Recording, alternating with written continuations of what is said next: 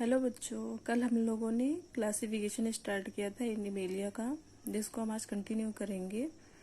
इसमें हम लोगों ने उसके बारे में बॉडी प्लान के बारे में पढ़ा था, जर्म लेयर के आधार पे कैसे डिवाइड किए गए उसको पढ़ा था, और उसमें ऑर्गेनाइजेशन कैसा होता है उसके बारे में पढ़ा था। आज हम लोग पढ़ेंगे कि उसमें सेगमेंटेशन कैसा होता है।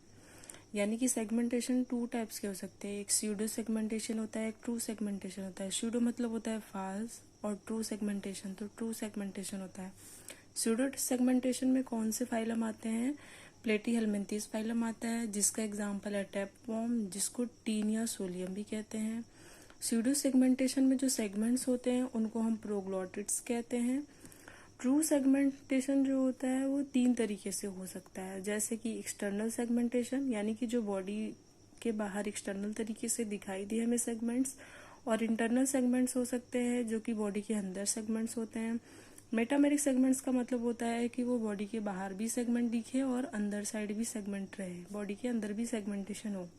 एक्सटर्नल सेगमेंटेशन में एग्जाम्पल क्या होता है? आर्थ्रोपोड्स होते हैं। इंटरनल सेगमेंटेशन किसमें पाया जाता है? कॉर्डेट्स में। जितने भी कॉर्डेट्स होते हैं उनमें इंटरनल सेगमेंटेशन होता है, जैसे कि हमारी बॉडी में भी इंटरनल सेगमेंटेशन होता है और हम भी एक वर्टिब्रेट यानी कि कॉर्डेट्स हैं।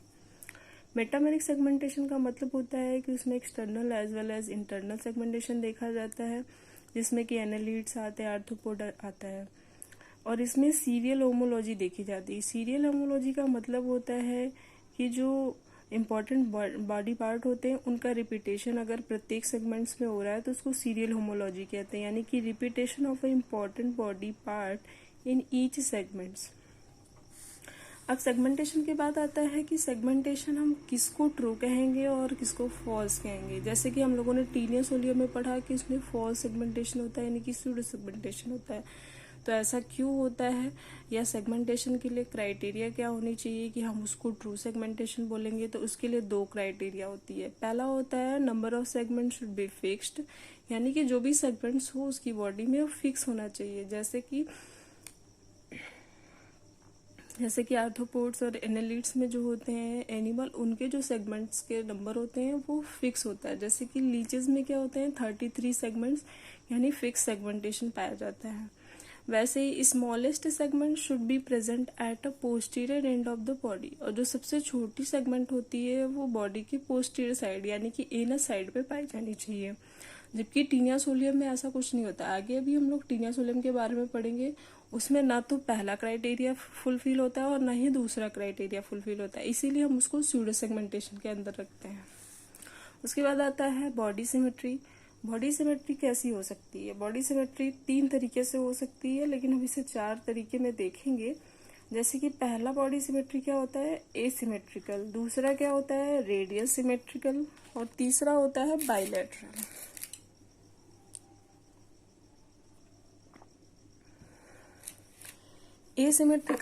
एसिमेट्रिकल में क्या होता है? एसिमेट्रिकल का मतलब बॉडी को अगर हम किसी भी एंगल में काटेंगे या किसी भी प्लेन पे काटेंगे तो बॉडी कटेगी नहीं, मतलब बराबर हिस्सों में नहीं कटेगी, तो इसलिए हम उसको कहेंगे एसिमेट्रिकल। जैसे कि पोरीफेरेंस होते हैं उसमें, यानी कि स्पंजेस आते हैं। रेडियल सिमेट्री का मतलब होता है कि अगर हम बॉडी को ऐसे प्लेन में काटे, मतलब कि दो भागों में कट जाए, या किसी रेडियस पे रख के हम उसको काटें तो वो कट जाए। रेडियल सिमेट्री में आते हैं सिलेंड्रेट, यानी कि अगर इसको हम रेडियस पे रखें और इसको कट करें तो ये रेडियल सिमेट्रिकली कट जाता है। बाई रेडियल का मतलब होता है अगर हम रेडियस से काटें तो दो रेडियस में वो डिवाइड हो जाए। जैसे कि एग्जांपल होता है इसमें टीनोफोरा। और जो सिलेंड्रेटा होता है उसके सारे मेंबर रेडियल सिमेट्री शो नहीं करते, बल्कि उसके जो क्लास एंथोजुआ होता है वो बाई रेडियल सिमेट्री शो करता है। उसके बाद आता है पेंटा रेडियल। पेंटा रेडियल में आते हैं इकाइनोडर्मेटा। इकाइनोडर्मेटल में आपको पता है स्टारफिश आता है, जिसमें 5 आर्म्स होते हैं। तो उनको हम रेडियस से अगर डिवाइड करेंगे तो वो 5 भाग में डिवाइड हो जाएंगे बराबर तरीके से। इसी प्रकार आता है बाइलैटरल। बाइलैटरल में कौन आते हैं? प्लेटीहेल्मिन्थीज आता है, ऑनवर्ड कॉर्डेटा, यानी प्लेटीहेल्मिन्थीज से लेके पूरे कॉर्डेटा के जितने मेंबर होते हैं उनमें बाइलैटरल सिमेट्री देखा जाता है। लेकिन प्लेटीहेल्मिन्थीज में होता है एस्केल्मिन्थीज में होता है, एनेलिडा में होता है, आर्थ्रोपोडा होता है, मोलस्का में होता है, लेकिन इकाइनोडर्मेटा में बाइलैटरल सिमेट्री नहीं होता, क्यों? क्योंकि उनमें पेंटा रेडियल सिमेट्री होता है। बट एक एक्सेप्शन है इकाइनोडर्मेटा में कि उनका जो रेडियल सिमेट्री होता है वो तो मान लो एडल्ट रहेंगे तो उसमें पेंटा रेडियल सिमेट्री होगा, लेकिन बाइलेटरल सिमेट्री भी देखा जाता है इकाइनोडर्मेट्स में। कब देखा जाता है? जब वो लार्वल होता है, यानी लार्वल फॉर्म में होता है तो उसमें बाइलेटरल सिमेट्री होता है। अब अगला कैरेक्टर क्या हो सकता है? सिलोम। सिलोम के बेसिस पे हम इसको डिवाइड करें अगर, तो पहले तो हम ये जानते हैं कि सिलोम होता क्या है। मेनली सिलोम जो होता है वो स्पेस होता है, बॉडी के अंदर जो स्पेस होता है उसी को हम सिलोम कहते हैं। लेकिन ये स्पेस को हम कैसे डिफाइन करेंगे कि कौन से स्पेस को हम सिलोम कहेंगे? तो ऐसा स्पेस जो बॉडी वॉल और गट वॉल के सेंटर में पाया जाता है, नहीं बीच में लाई करता है, उसको हम क्या कहते हैं? सिलोम कहते हैं। और ट्रू सिलोम क्या होता है? ट्रू सिलोम ऐसा सिलोम होता है जो कि मेसोडर्म से लाइंड होता है। अभी हम लोग इसके पहले पढ़े थे जर्म लेयर के बेसिस पे, तो उसमें हमें बताया गया था कि इक्टोडर्म, इंडोडर्म और मेसोडर्म 3 लेयर्स होते हैं। तो जो इक्टोडर्म और इंडोडर्म है उसकी लाइनिंग होनी चाहिए मेसोडर्मल। अगर वो मेसोडर्मल लाइनिंग करके सिलोम बनाता है या स्पेस रखता है तो उसको ही हम ट्रू सिलोम कहते हैं। सिलोम के बेसिस पे भी ये 3 हो सकते हैं, जैसे कि ए सिलोमेट यानी जिसमें सिलोम ही ना पाया जाता हो, दूसरा सीडोसिलोमेट यानी कि जिसमें सिलोम तो पाया जाता हो लेकिन वो मेसोडर्मल उसमें लाइनिंग नहीं होती है, और यू सिलोमेट का मतलब ट्रू सिलोम जिसमें मेसोडर्मल लाइनिंग पाई जाती है।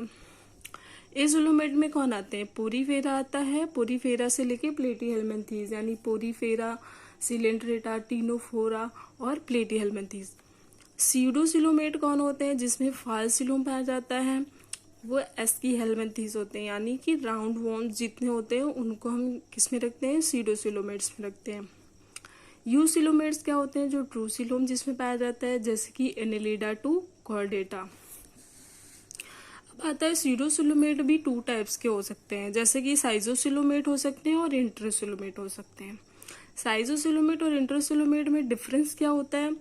तो आज डिफरेंस का मतलब, जैसे कि साइजोसिलोमेट में कौन से एनिमल होंगे? एनेलिडा होगा, आर्थ्रोपोडा होगा, मोलस्का होगा। लेकिन कैसे हम डिफाइन करेंगे कि ये साइजोसिलोमेट है और ये इंट्रोसिलोमेट है?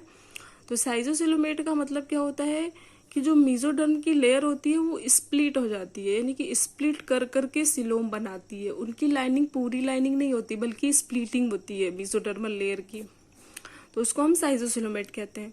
इंट्रोसिलोमेट में ऐसे एनिमल आते हैं जिनमें जो एनकेंट्रॉन होता है वही आउट पैकेजिंग करके ही सिलोम बनाता है। जैसे कि ये देखिए डायग्राम से समझते हैं हम लोग, ये आर्केंट्रॉन है, आर्केंट्रॉन यहाँ पे ब्लास्टोपोर बनाएगा और यही ऊपर साइड आउट पैकेजिंग करके ये जो बीच का सेंटर है इसी को क्या कहेंगे? सिलोम कहेंगे। और ये बनता कब है? ये गैस्ट्रुला स्टेज में बनता है। और ये इकाइनोडर्मेटा, हेमिकार्डेटा और कॉर्डेट्स में ऐसे प्रकार के सिलोम देखे जाते हैं मेनली।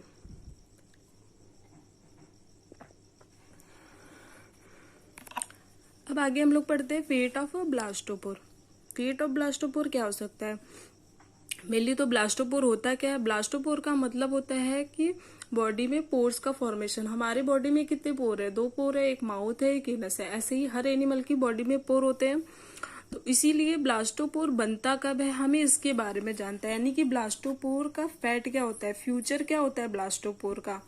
तो ये कब बनता है? ये ग्रेस्टुला स्टेज में ही बनता है। ग्रेस्टुला स्टेज में ही हमने पढ़ा था कि सिलोम का भी फॉर्मेशन होता है और ग्रेस्टुला स्टेज में ही फैट ऑफ ब्लास्टोपोर भी बनता है। फैट ऑफ ब्लास्टोपोर 2 टाइप्स के हो सकते हैं, जैसे कि प्रोटियोस्टोम हो सकता है और ड्यूटेरोस्टोम हो सकता है। प्रोटियोस्टोम का मतलब होता है first mouth and then anus, deuterostome का मतलब होता है first anus and then mouth.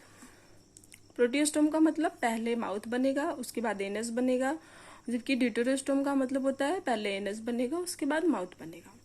प्रोटियोस्टोम में कौन आते हैं? जितने भी सीडोसिलोमेट के मेंबर हैं और साइजोसिलोमेट के मेंबर हैं। अभी हम लोगों ने सीडोसिलोमेट और साइजोसिलोमेट के बारे में पढ़ा, तो सीडोसिलोमेट में कौन आते हैं? एस्कीहेल्मिन्थीज आता है। साइजोसिलोमेट में कौन आते हैं? एनेलिडा, आर्थ्रोपोडा और मोलस्कन्स आते हैं। और ड्यूटेरोस्टोम क्या होते हैं? ऐसे एनिमल जिनमें पहले एनस बनता है उसके बाद माउथ बनता है। तो इसमें कौन आते हैं? इसमें आता है इंट्रोसिलोमेट के सारे मेंबर, यानी इकाइनोडर्मेटा, हेमिकॉर्डेटा और कॉर्डेट्स आते हैं।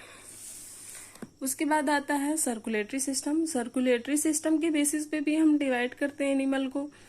कुछ एनिमल में ओपन सर्कुलेटरी सिस्टम पाया जाता है, कुछ में क्लोज सर्कुलेटरी सिस्टम पाया जाता है। आप लोगों ने फाइलम के क्लासिफिकेशन तो पढ़े ही होंगे, अगर नहीं पढ़ा होगा तो आगे हम इसके बारे में समझेंगे, लेकिन अभी हम इसको डिवाइड करके आपको बताते हैं कि किसमें ओपन सर्कुलेटरी सिस्टम पाया जाता है और किसमें क्लोज सर्कुलेटरी सिस्टम पाया जाता है। तो आप परेशान मत होइए, आगे हम इसके बारे में डिटेल में पढ़ेंगे। ओपन सर्कुलेटरी सिस्टम हम किसे कह सकते हैं? जिसमें कैपिलरी ही नहीं हो तो उसको हम क्या बोलेंगे? ओपन। यानी कि इसमें जो बॉडी ऑर्गन है वो डायरेक्टली ब्लड में डीप्ड होता है, यानी इसमें कोई कैपिलरीज नहीं पाई जाती, कोई सेपरेशन नहीं होता ब्लड का और ऑर्गन के साथ, यानी ब्लड में ही ऑर्गन डूबे रहते हैं। क्लोज सर्कुलेटरी सिस्टम का मतलब होता है कि इसमें कैपिलरी प्रेजेंट हो। कैपिलरी प्रेजेंट हो तो कैपिलरी प्रेजेंट है तो उसमें क्या होगा? बॉडी ऑर्गन से कैपिलरी से क्या होगा? गैसेस एक्सचेंज होगा। मेनली ब्लड का काम क्या होता है? गैसेस एक्सचेंज करना।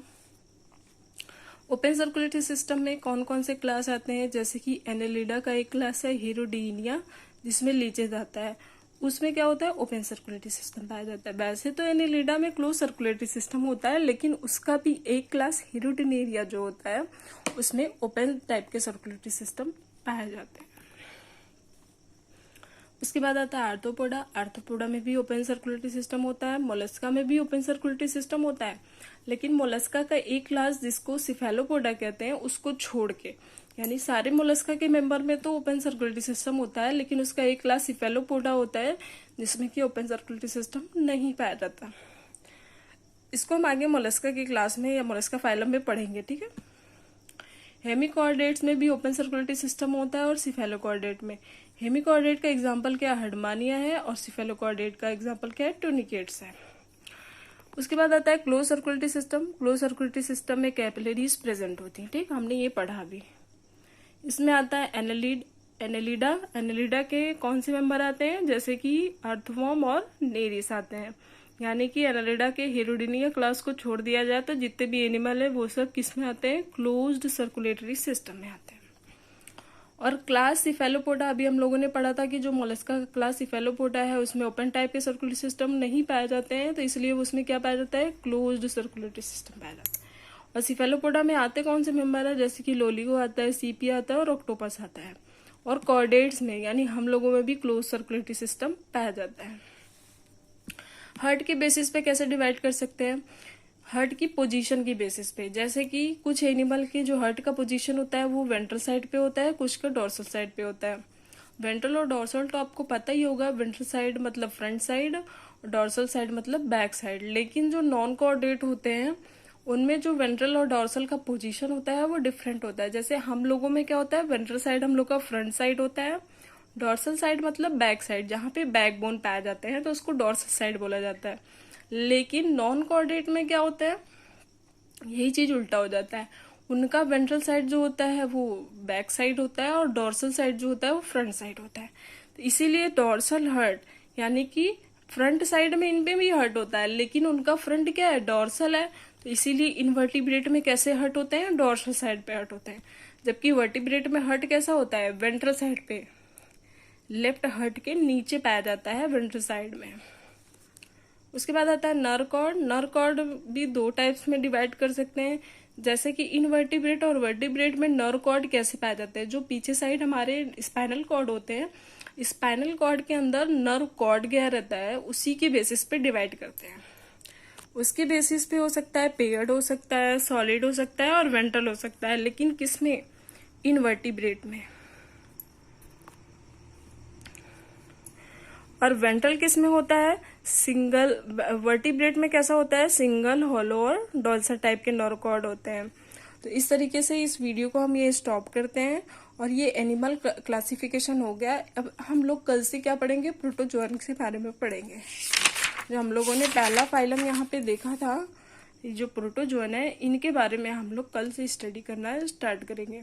इसलिए प्लीज आप लोग इस चैनल को सब्सक्राइब कर लीजिए, आपको डेली बेसिस पे एक क्लासेस अपलोडेड मिलेंगी। Okay, thank you for watching.